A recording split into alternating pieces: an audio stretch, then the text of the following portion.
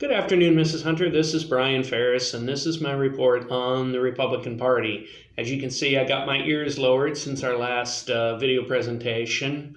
So I picked the Republican Party because I have loved the Republican Party since I was about 8 years old. The Republican Party was kind of an idea through classical liberalism, which they supported through Thomas Jefferson. Thomas Jefferson had supported that early, and he was one of the pioneers in developing the Republican Party, and it finally came together in 1854 and was nicknamed the GOP for short, but it stands for the Grand Old Party. And like I said, they supported classical liberalism, and the Democrats, which would later come in, would be more on the socialism, the liberalism side.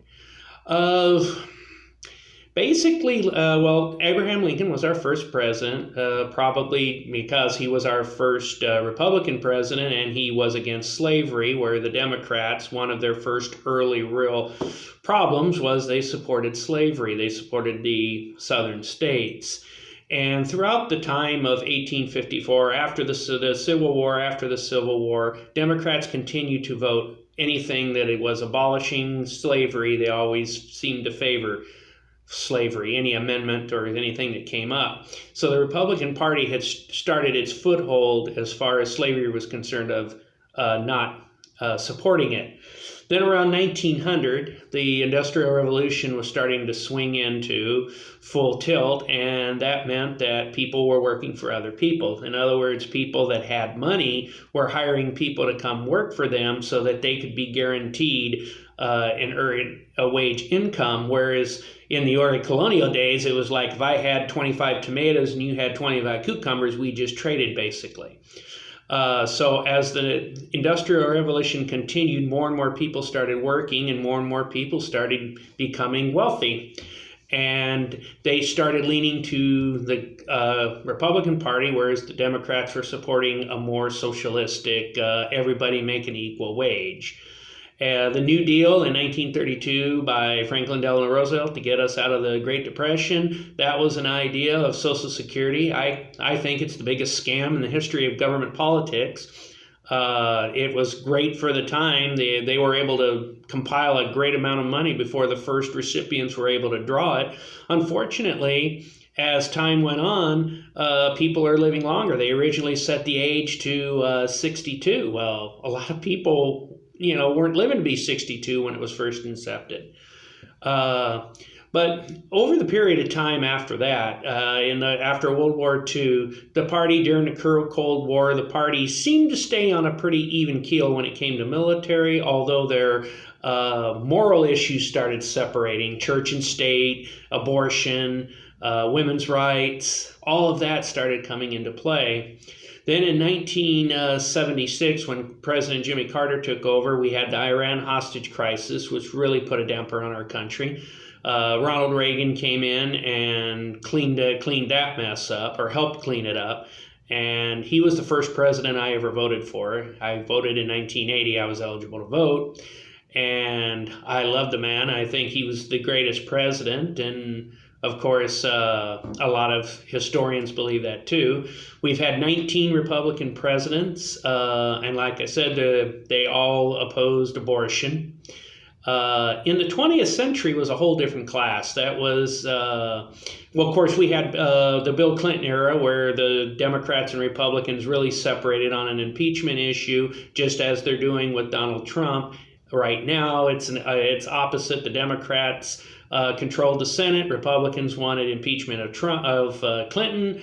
Well, the Senate said no, so that whitewashed. Even though he's officially impeached, it whitewashed because of the Senate. And now since President Trump took over, it has happened again. This time the Democrats are the ones in the Congress, and the Senate has already said, we're not going to follow it up. It's done, kaput, good night. So what does that leave us? Well, during the Obama administration, the country was separating some, but not like it is now. When President Trump won the election, the total liberalism, classic and conservatism absolutely blew up. Just blew up. Now it's one party definitely against the other. There's hardly any bipartisan situations anymore, and it's just dividing the country. And there's no reason for it. I mean, you brought it to my attention a few weeks ago that President Trump was a nationalist. I had no idea that he was when he was elected, but you brought that up to me, and then I did some reading on it, and sure enough, you were 100% right. But despite your political view, you have to look at morality, and that's what the Republican Party stands for. It stands for church morality, against abortion, killing children or babies, I should say. So there's not really. I mean, the two parties are kind of far apart at this time, and there's no real middle ground. There's independent voters, but there's no real strong independent party. The only closest they ever got, hiccups, was Ross Perot. Otherwise, it's there's not really a whole lot to talk about. It's just the division of the country, and we need to try to come together, but I don't see that in the foreseeable future. I'll always be an entrepreneur, and I'll always support people hiring people because, the middle class, which has dwindled because of the technological aid, and I blame technology for a lot of the problems that have occurred over the last 20 years. I've witnessed it all from cell phones and VCRs to, what we have today. So I believe that's what helped change a lot of things in political finds. The liberal media is terrible right now. You can just tell that it's one side, and you have Fox News basically against all the media world. So that's basically where the two parties have come. I had a wonderful time. I enjoyed everything you taught me, and I hope and pray you have a very happy Merry Christmas. And I don't know if I'll ever have you online again, but I hope that everything goes good, and thank you for everything you've taught me. You have a wonderful time, and thank you.